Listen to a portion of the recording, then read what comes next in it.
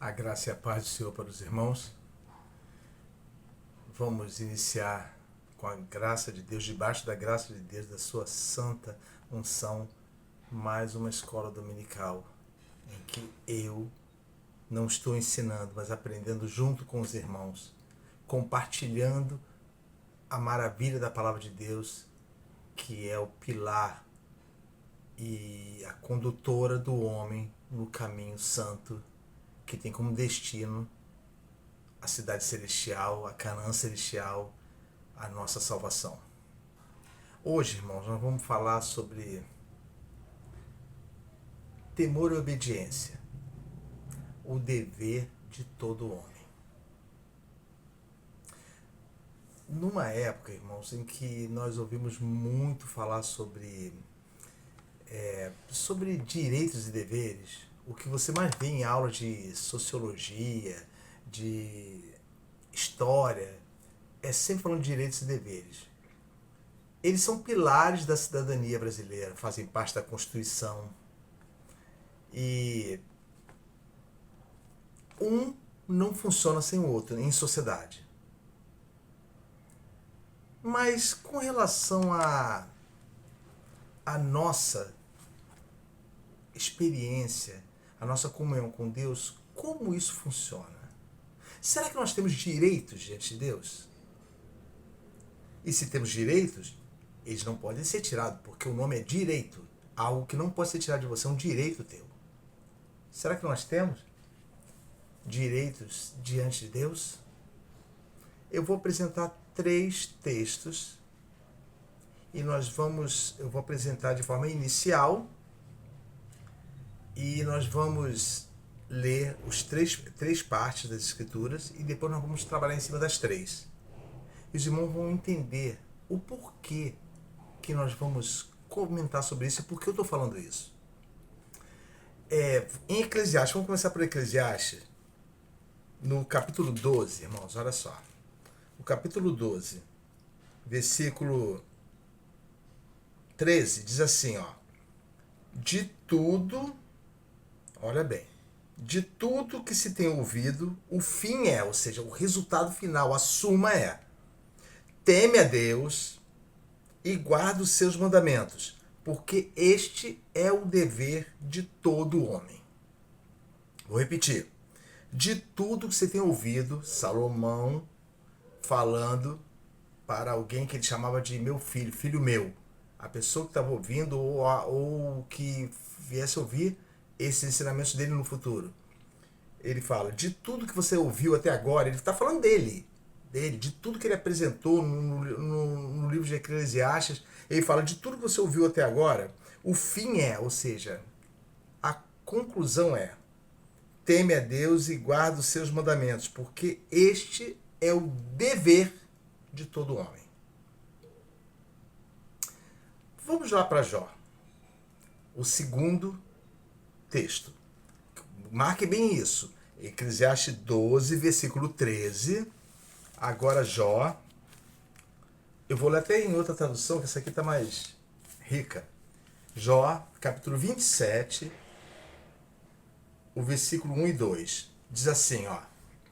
Prosseguindo Jó em seu discurso, disse: tão certo como vive o Senhor, que me tirou o direito, e o Todo-Poderoso que me amargurou a alma. Então gravem isso também. Aqui Jó está dizendo, ele me tirou o direito. Eclesiastes, escrito por Salomão, diz, o dever de todo homem é obedecê-lo e temê-lo. Teme a Deus e guarde seus mandamentos. Temor e obediência. Jó que não está contradizendo isso. Estou dizendo que Jó está dizendo. No auge da sua dor, no capítulo 27, ele fala, tão certo como vive o Senhor, que me tirou o direito e o Todo-Poderoso que me amargurou a alma. Primeiro ele tirou o direito e amargurou a alma de Jó. Segundo Jó estava vendo. Agora vamos para o terceiro versículo. Gravem bem. Eclesiastes, Jó 27, 1 e 2, Eclesiastes 12, 13. Agora vamos para Tiago, capítulo 4. Tiago, no capítulo 4. Tá aqui.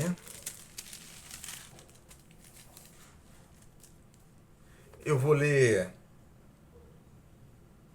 do 1 em diante. Ó, 4, versículo 1, da carta de Tiago.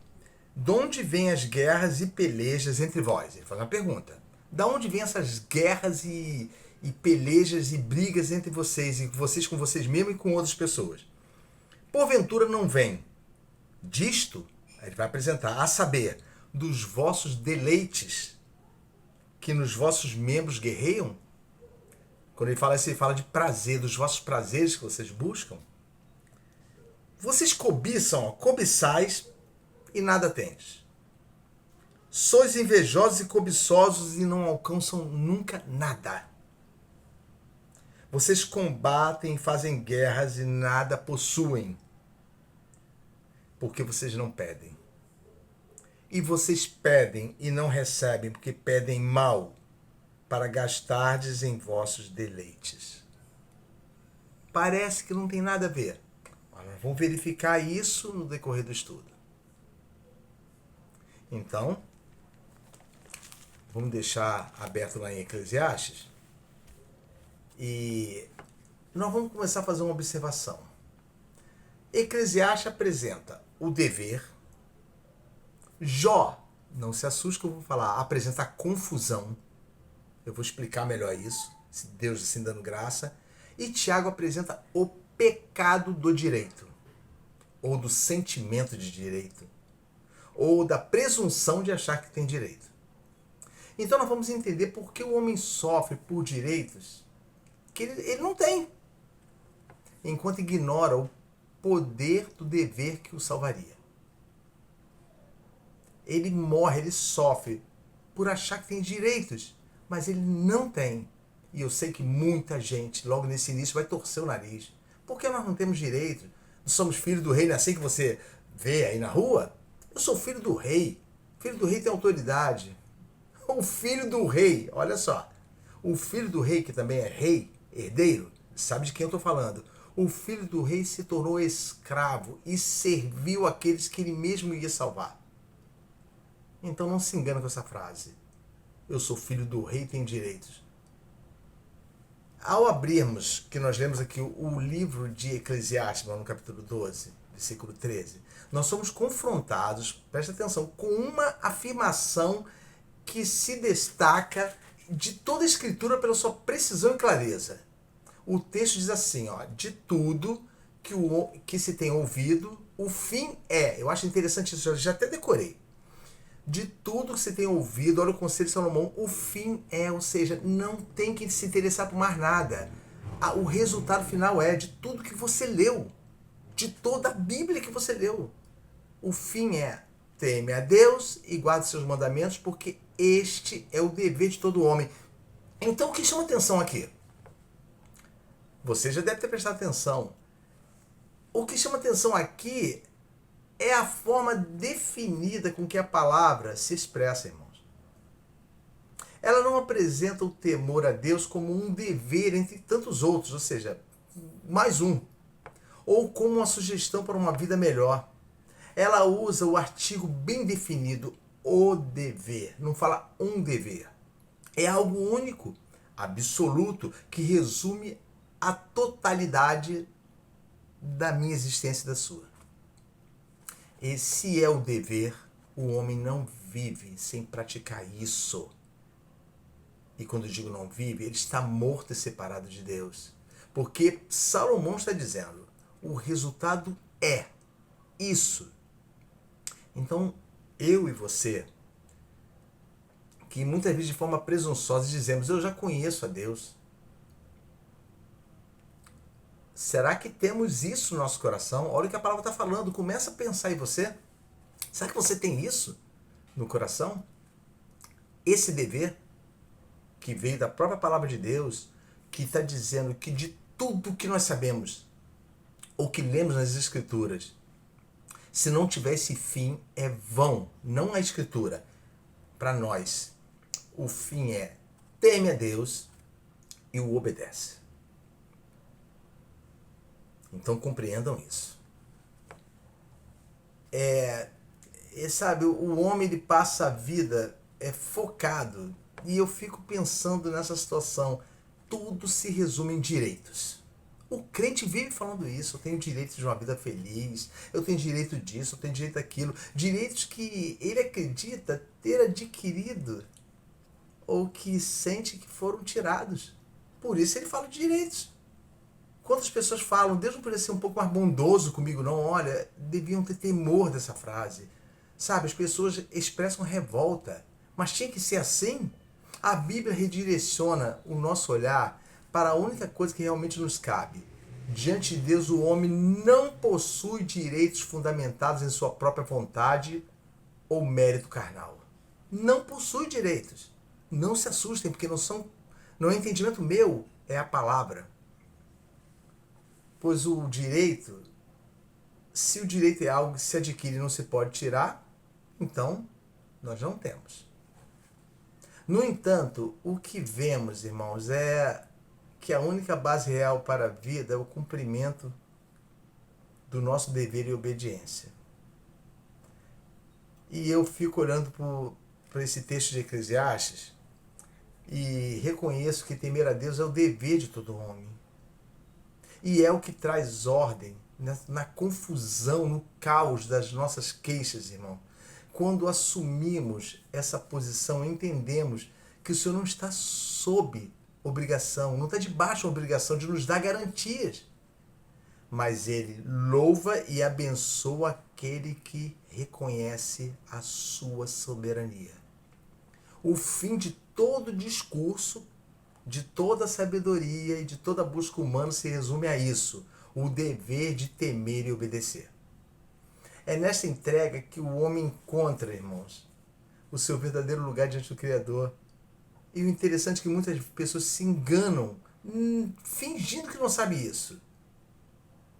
Mas, como esse dever se manifesta na prática? Como é que ele vai se manifestar, esse dever? Enquanto as coisas estão boas, pode até ser que fique evidente essa manifestação na minha vida e na tua. Mas quando a vida nos apertar, como o homem reage quando o seu senso de dever é testado pelo sofrimento ou pela incompreensão? É exatamente aqui que encontramos a figura de Jó, o segundo que nós vamos falar. Ele serve como exemplo real dessa tensão entre o que sabemos ser o nosso dever e o que sentimos ser nosso direito. Lembre-se, sentimos ser nosso direito. E hoje nós vamos expurgar essa mentira, essa capciosidade proveniente da nossa carne para tentar colocar em xeque Deus. Vamos expulsar isso, porque isso não provém de Deus. E não provém nem da gente mesmo. Provém de outra coisa que é contrária a Deus. E que sopra nos nossos ouvidos. Você tem direitos. Lembra da serpente com Eva? Falou só de direitos. Olha, Deus está querendo te privar de direitos. E conseguiu, irmãos.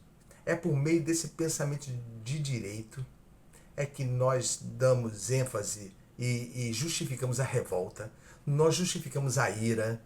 Nós justificamos tudo que é de ruim. Por quê? Porque meu direito está sendo tirado. Então agora nós vamos ver, Jó. Vamos lá pro capítulo 27, Jó. Vamos.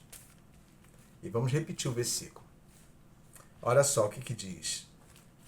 27. Eu vou ler aqui nessa tradução aqui, foi que eu li isso. Olha o que diz. Tão certo como vive o Senhor, que me tirou o direito, olha bem, e o Todo-Poderoso que me amargurou a minha alma. Eu não vou continuar, só quero ler essa frase de Jó. Não estou tirando de contexto, não. Ela é isso que Jó estava falando mesmo. Não precisa ler o restante. Tão certo, como vive o Senhor, que me tirou, esse Senhor que me tirou o direito. E o mesmo Senhor que me amargurou a alma com o que estava acontecendo com ele. E esse era o pensamento de Jó. Jó estava expressando uma verdadeira confusão, mas não é essa confusão de não saber nada de Deus. Ele estava dizendo o que está acontecendo. Às vezes nós temos essa como é que se diz? essa briga na nossa mente. O que está acontecendo? Muitas pessoas falam, o que eu fiz? Por que está acontecendo isso comigo? E achamos o seguinte, eu vou clamar a Deus até Ele me ouvir. Sim, faça isso. Faça isso. Lembra da parábola da viúva que queria cobrar do juiz o direito de um julgamento honesto? Ela fez esse uso. Vão gravando isso. A persistência em orar. Só tem uma coisa. E quando surge a frase que todos, quase todos, ou se não todos falam, e quando não falam, recebe o conselho para falar. Os irmãos devem saber qual é a frase. Diga para Deus. Olha o diabo falando. Eu não aceito isso. Não foi o que Jó fez. Por isso eu digo a confusão de Jó. Pensa bem.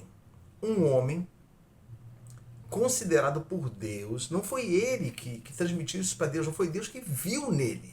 Um homem temente a Deus, que se desvia do mal, que pratica o que é reto. Não estava falando um homem perfeito. Viste o meu servo Jó, e detalhe, estava falando não para um anjo, não para outro homem, estava falando para o diabo, o inimigo da humanidade. Então Jó foi taxado disso. Ele serve como exemplo real, irmãos, dessa tensão que fica dentro de nós. No capítulo 27 estava no auge da discussão com seus amigos. Pensa bem, cheio de feridas, totalmente falido, sem filhos. E ele pega e a Bíblia fala que nem com isso pecou Jó. Mas Jó com isso, ele começou a fazer umas indagações. E para nós compreendermos, irmãos, essa profundidade dessas indagações, do que significa o dever do homem diante de Deus, nós precisamos olhar para ele, para Jó. É para ele que nós precisamos olhar. Ele é o elo que vai ficar entre Eclesiastes e o que nós vamos ler em Tiago. De novo. E eu digo, Jó é o elo, é a junção para que você entenda Eclesiastes e para que você entenda a acusação de Tiago. Jó, ele é a figura do homem, vamos dizer assim, aturdido. Por isso eu falei confuso, mas não desesperado. Ele está caído, mas não está destruído. Em meio a essa dor e que nós temos ciência, porque todo mundo já deve ter lido o livro de Jó, ele busca se encontrar com Deus movido, olha só, por uma convicção infantil, pueril. Olha a convicção de Jó, não estou dizendo que Jó estava pecando com isso. Ele tinha uma convicção dessa forma, a ideia de que se pudesse apenas falar com o Criador, ele apresentaria sua causa. E pleitearia sua justiça, chamaria a veracidade dela, reivindicando o seu direito. Alguém vai pensar, então Jó pecou feio com Deus? Não. Não, era o que Jó tinha. É o que ele tinha na mente dele, ao nível que ele conhecia Deus. No capítulo 23, do 3 a 7, ele fala assim, se eu soubesse que o poderia achar. Então, eu me chegaria ao seu tribunal, olha como é que ele está ávido por causa da doença, por causa da desgraça. E ele sabia não que ele era apegado à riqueza, aos filhos e etc. Não, é porque ele foi afligido por Deus. Ele não falou que foi pelo diabo. Ele foi afligido por Deus, ele considerava isso, e ele falou assim, então eu só quero saber por que ele fez isso comigo. Mas ele falava, seja Deus justo e eu pecador. Então ele fala no versículo 4, com boa ordem eu exporia ante ele a minha causa, e a minha boca encheria de argumentos. Olha o que Jó está falando. Ele tá pensando, é um pensamento infantil, irmãos. Ele está pensando que vai poder chegar diante de Deus e expor isso. Eu não estou dizendo colocar Deus em xeque. Jó não é presunçoso. Ele está assim. Ele fala, tem um outro trecho que fala, o meu juiz está no céu. O meu defensor está no céu. No capítulo 19, versículo 25, ele fala, porque eu sei que o meu Redentor vive. Então ele está cheio, mas ele, com essa confusão, ele não entendeu. Deus não tinha tirado o direito deles, irmão. Vamos ver. Não tinha tirado o direito dele, mas ele julgava que tinha. Ele não condenava Deus, mas ele julgava que tinha. O versículo 6 fala: porventura, segundo a grandeza do seu poder, contenderia comigo? Ele me receberia, cuidaria de mim. Certo, ele está falando toda a verdade. Ali o reto conversaria com ele. E eu me livraria para sempre do meu juiz. Não como juiz condenador. Ele achava o seguinte: se eu falar com ele, ele vai me ouvir e vai ver que eu não fiz mal. Certo. Só que ele ainda não conhecia Deus como devia conhecer. Ele ainda achava o seguinte: olha, o meu direito não é o direito do que eu perdi. É o direito de poder falar com ele. Mal sabia ele que ele estava sendo observado pelo cosmos celestial. Ele estava sendo observado por todos os anjos, demônios, porque Satanás estava por trás disso, com autorização de Deus, e principalmente pelo Pai Criador. Viste o meu servo Jó, homem limpo, reto, íntegro, que teme a Deus, lembre-se disso, conhecidíssimo dos irmãos, que teme a Deus e desvia-se do mal. Ou seja, olha só como Deus viu ele. Vamos ver lá no início, olha só. Vamos ver no início rapidinho. Para não ficar nas minhas palavras, repetindo o versículo, se bem que eu coloco na tela aqui, mas vamos ver, olha só. Vamos ver se eu acho aqui o versículo.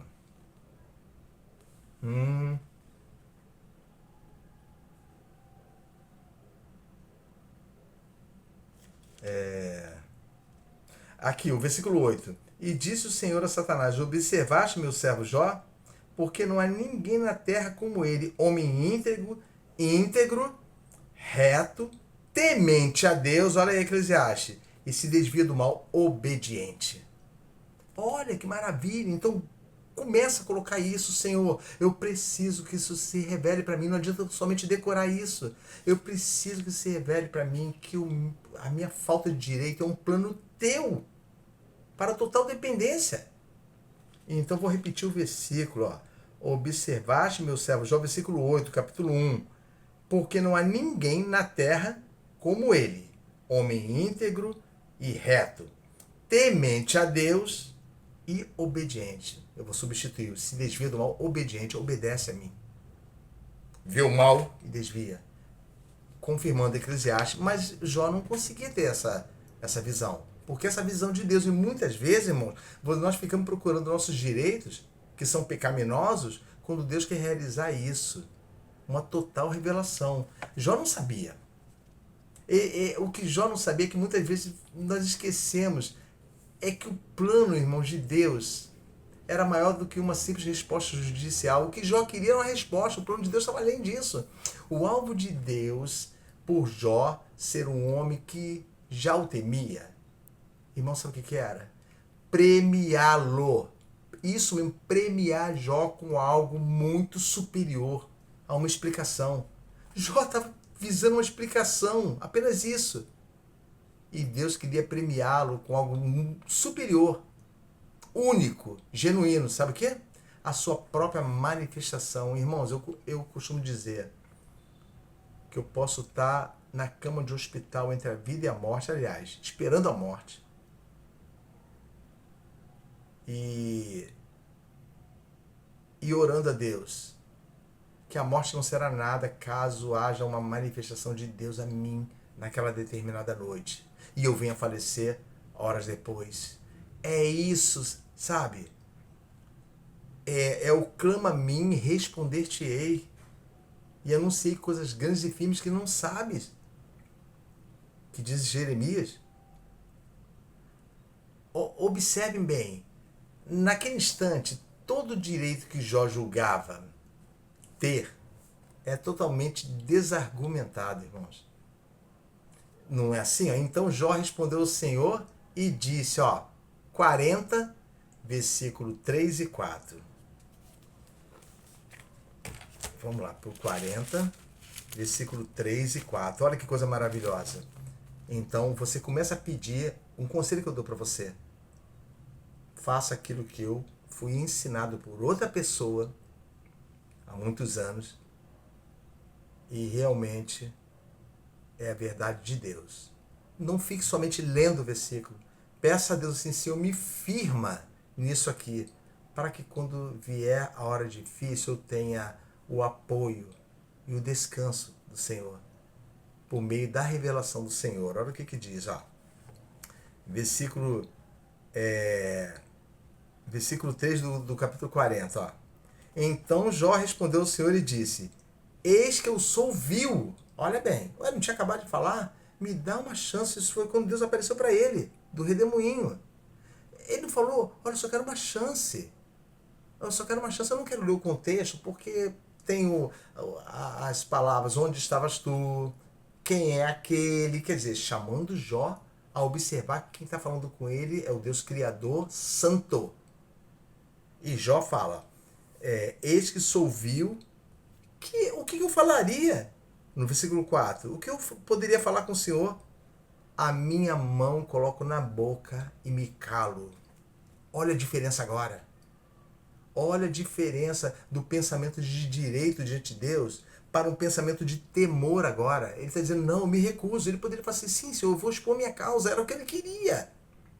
Mas não era esse o coração de Jó. A confusão, muitas vezes, irmãos, as trevas podem até querer trabalhar na nossa vida, por causa da confusão que isso acontece. Mas na hora da confusão nós devemos pedir o que a Deus? Sobriedade, discernimento. Quando as coisas ficarem ruins demais, lembre-se, o Senhor nunca nos abandonou, nem nunca irá nos abandonar. E não nos abandonar não é segundo a nossa visão de resultado, é segundo a misericórdia dele. Nós não temos direito a nada, irmãos. No entanto, aprove a ele se revelar a nossa vida por meio do seu filho. A Jó foi por meio de um redemoinho. Nós somos superiores. O seu filho de Jesus, o seu filho de Jesus Cristo se manifestou a nós e explanou e expôs tão grande salvação diante de nós, por meio de sangue. Então Jó respondeu ao Senhor e disse, eis que eu sou vil. Que te responderia eu? Totalmente mudado. A minha mão ponho na minha boca e me calo. Esse é o homem que pediu tanto para falar dos direitos. Nós podemos até ter essa fraqueza na hora da dificuldade, irmãos. Mas não devemos esquecer que o Senhor quer manifestar sua glória. Os argumentos humanos calam-se quando acontece isso com Jó. Jó percebe que o seu maior privilégio não era ganhar uma causa. Lembra do início? Quando ele discutia com seus amigos? Não era ganhar uma causa, mas reconhecer a grandeza daquele a quem ele deve temor. E o resultado é o quê? Mais à frente você vai ver qual é o resultado. Vamos ver aqui agora. Ó. Olha aqui. Primeiro ele falou que eu vou falar? Eu vou me calar. O temor é tão grande no coração de Jó, no capítulo 40 que nós lemos, e que ele falou assim, eu vou me calar, botar a mão na minha boca, eu vou me calar. É isso que ele falou. Agora, olha o que ele fala no capítulo 42, quando Deus dá a palavra para ele. Agora fala, Jó. Fala. Capítulo 42, versículo 5. Ó.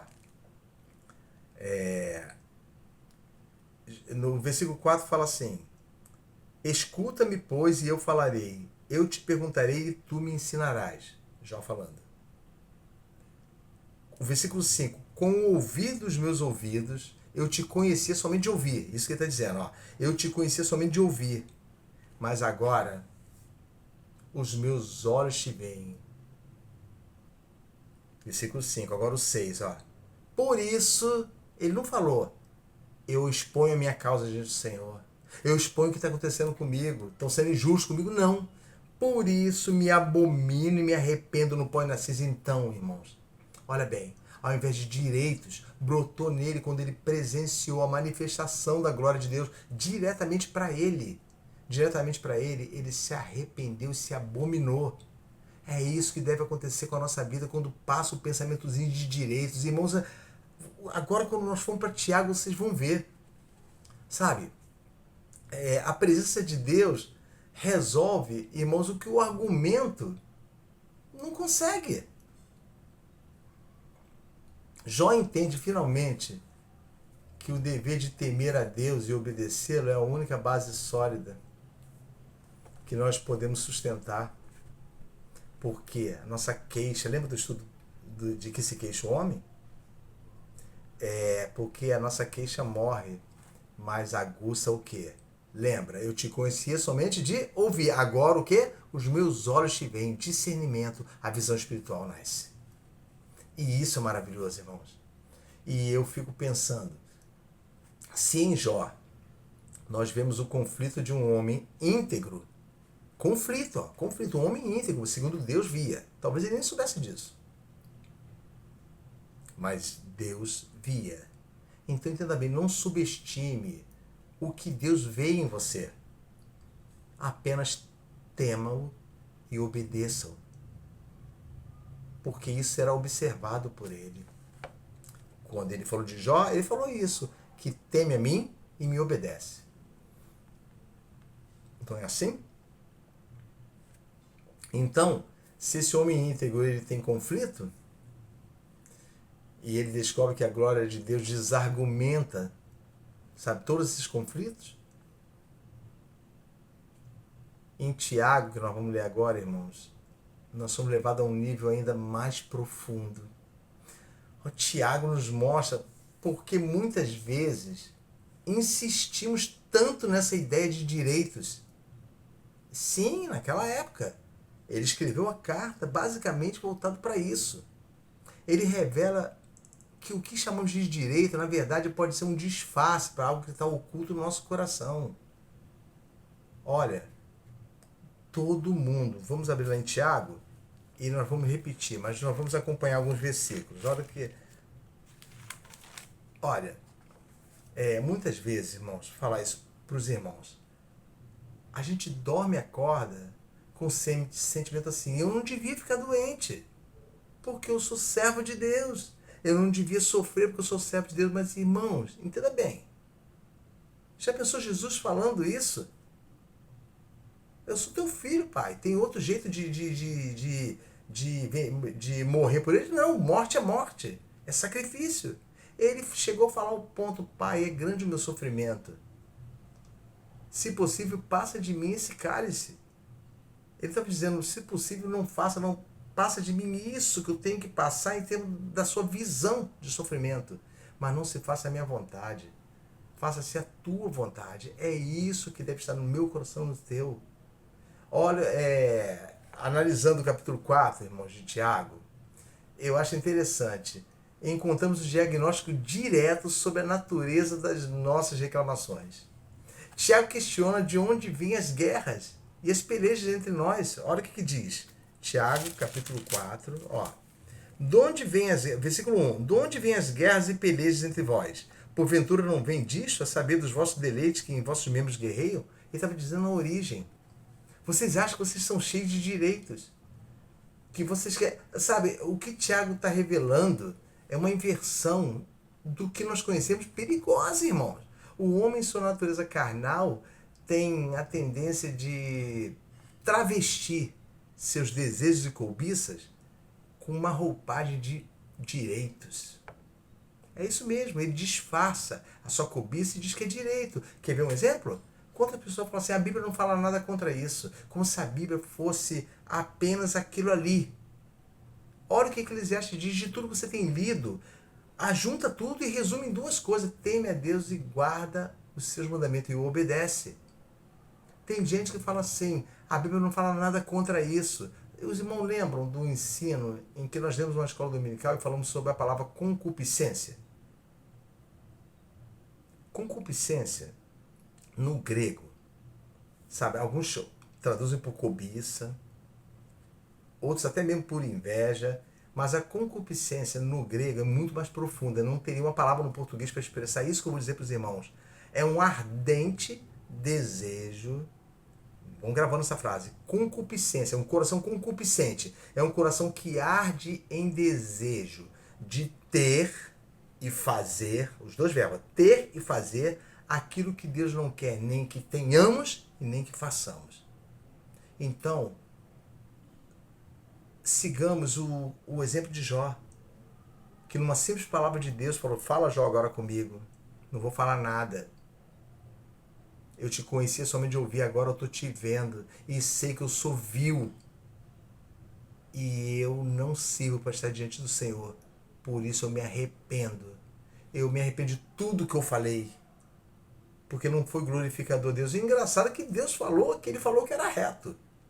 Não as palavras dele de confusão e muitas vezes de aparência de revolta, sabe, de dor. Eu fico pensando uma pessoa discutindo com 3 pessoas sãs, sem nenhum problema físico. A dor sentindo, já tentou, irmãos, conversar com alguém com dor de dente, aquela dor horrível, aquela dor aguda demais, que nem remédios potentes consegue tirar? Você perde o discernimento e Jó estava assim, com dor. Tanto que os amigos, eles choraram inicialmente quando viram Jó. Então, Tiago, quando ele enfatiza, pedis e não recebeis porque pedis mal, para gastar de vosso deleite, aqui o suposto direito, irmãos, do homem é confrontado. É confrontado pela realidade do seu egoísmo. Tiago está confrontando, então nós estamos fechando. Confrontando de forma incisiva que o homem é um egoísta. Ele fica travestindo as suas vontades com a palavra direito. Onde o homem busca o deleite, Deus exige o dever. Onde o homem busca amizade com o mundo e a satisfação própria, a palavra nos chama a humilhação e a sujeição. Irmãos, a queixa do homem contra Deus é, na verdade, uma afronta. Ele reclama de direitos feridos contra as igrejas, irmãos, aconselha os membros a dizerem: não aceite isso, como se Deus fosse o nosso lacaio, como se Deus fosse obediente a nós. Isso, eu tenho que obedecer porque eu sou Deus, eu criei vocês. Não. Na verdade, são apenas os nossos pecados, os nossos desejos carnais que não foram alimentados, não são direitos. Nós ficamos revoltados porque não fomos alimentados nos nossos desejos pecaminosos. Tiago nos ensina que a solução para essa guerra interna não é lutar por mais direitos, mas sim sujeitar-se a Deus. Jó. Resistir ao mal e reconhecer que a nossa única posição legítima é de humildade e temor perante o Senhor. Olha só, lê o versículo, lê comigo, o versículo do capítulo 4, versículo 8. No final ele dá um conselho, olha. Chegai-vos a Deus e ele se chegará a vós. Limpai as mãos, pecadores, e vós de duplo ânimo, purificai o coração. Senti as vossas misérias e lamentai, e chorai. Converta-se o vosso riso em pranto e o vosso gozo em tristeza. Arrependimento.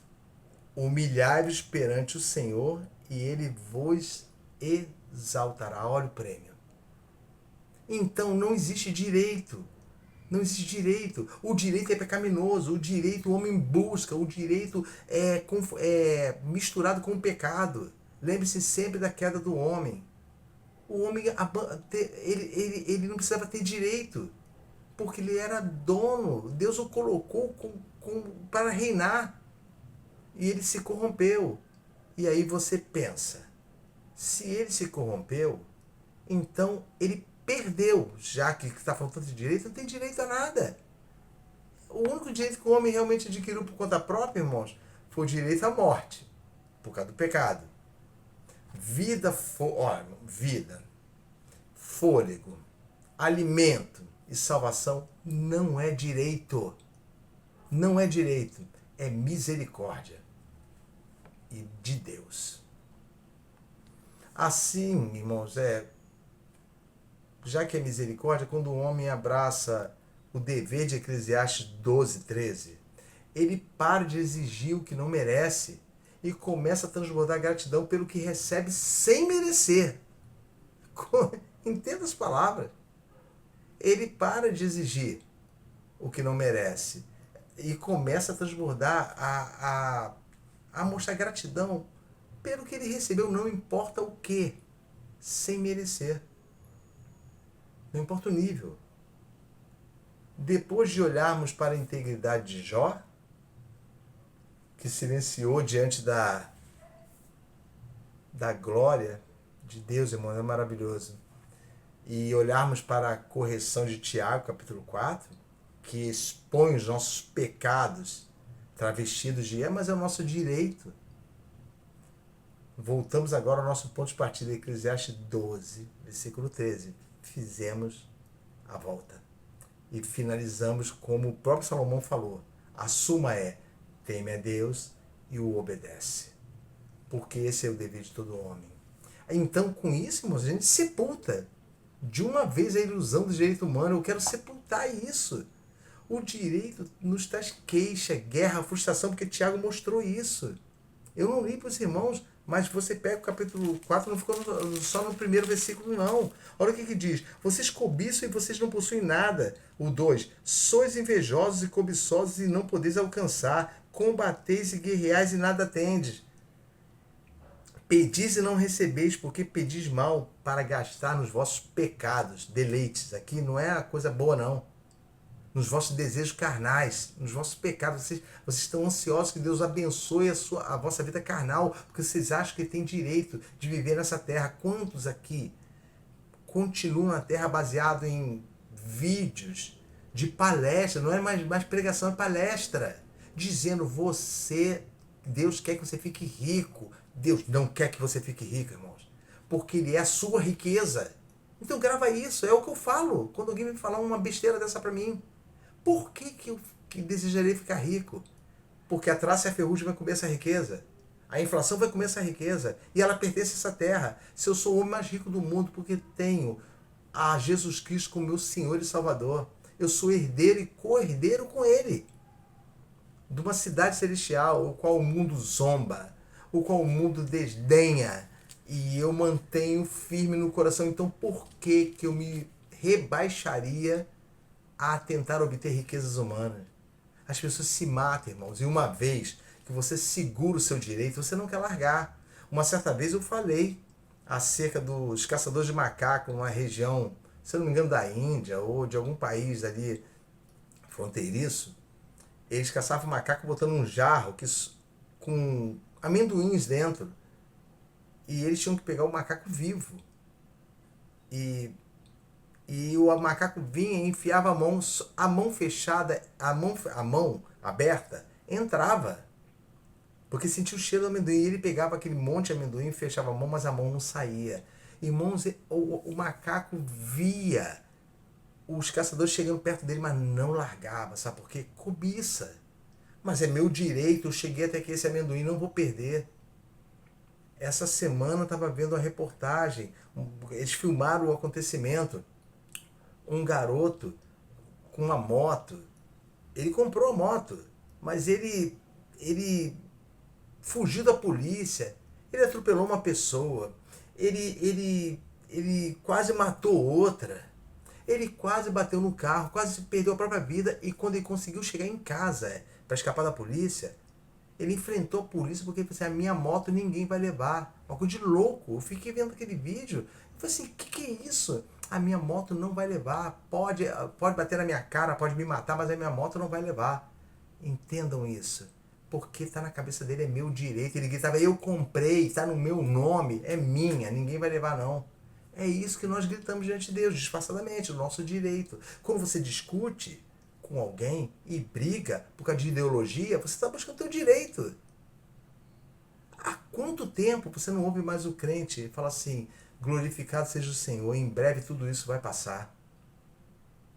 Quantas pessoas batem no hospital e a primeira coisa que pensam, Deus não vai me livrar daqui. Sim, irmãos, ele tem o poder para te livrar dali. E também tem a glória de te deixar perecer ali por vontade dele. Porque a palavra de Deus nos ensina que todas as coisas contribuem, cooperam para o bem daqueles que amam a Deus. Então, irmãos, nós devemos parar de de lutar, irmãos, pelo que achamos que merecemos e começar a viver para o que Deus ordena, porque o fim é trágico, irmãos. O dever não é uma prisão, irmãos. É a nossa libertação. E eu falo isso olhando para mim, para minha vida. É a nossa libertação da cobiça, irmãos. Como Deus trabalhou isso comigo, não me faz melhor. Ao contrário, eu desonrei a Deus muito. E, e eu lembro que principalmente a desonra foi mais visível e mais sentida, porque a primeira coisa que Deus fez comigo é tirar de mim tudo que eu poderia adquirir com a minha inteligência, com o meu trabalho nessa vida, para que eu recebesse algo glorioso, o segredo dos mistérios dele. E com isso eu me humilhasse, tampasse a minha boca e valorizasse a graça, a tão grande graça que eu não mereço, que permite que eu possa gritar durante as madrugadas: Senhor, ser propício a mim, não me rejeite. Não me rejeite, eu sei que eu não mereço, não me rejeite a entrada no teu reino. Sabe, esse clamor, ao invés de pensar em direitos. Temer a Deus é viver para a glória dele, irmãos. Obedecê-lo é viver para a glória dele. Esse é o fim de todo discurso. Então vamos para a gente encerrar, vamos voltar para Eclesiastes, que eu quero ler uma outra coisinha que está escrita após, para que temamos, irmãos. Eclesiastes.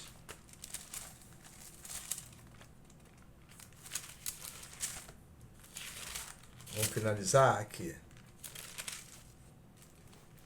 Versículo 13, vou ler novamente para os irmãos. De tudo o que se tem ouvido, o fim é: teme a Deus. Olha, isso é sério demais. Teme a Deus e guarda os seus mandamentos, porque este é o dever de todo homem. Mas, Gerão, por que você está dizendo que é até sério? Eu sei que é a palavra de Deus, mas por que é sério? Pelo que vem agora. Eu vou ler de novo. Teme a Deus e guarda os seus, e obedece, e guarda os seus mandamentos, porque este é o teu dever. O teu, você que está me ouvindo. É o teu dever.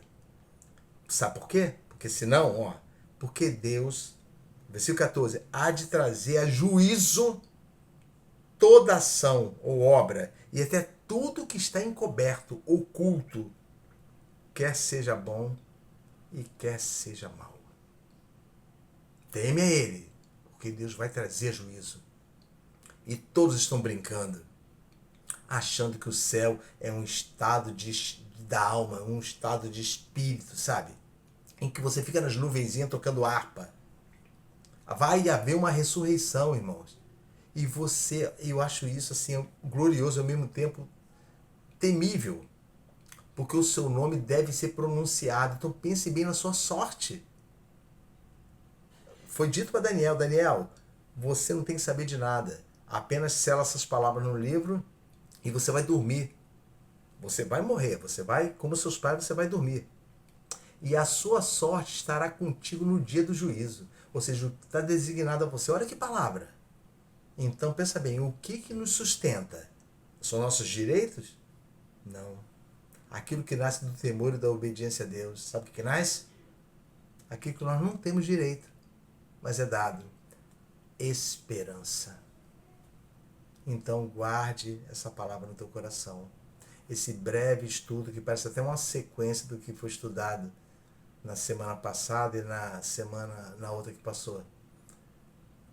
Peça a Deus: Senhor, me firma nisso, Senhor meu Deus, para que minha vida mude, para que haja transformação real, para que eu entenda, perceba e sinta o arrependimento gerado pela tua bondade, irmãos.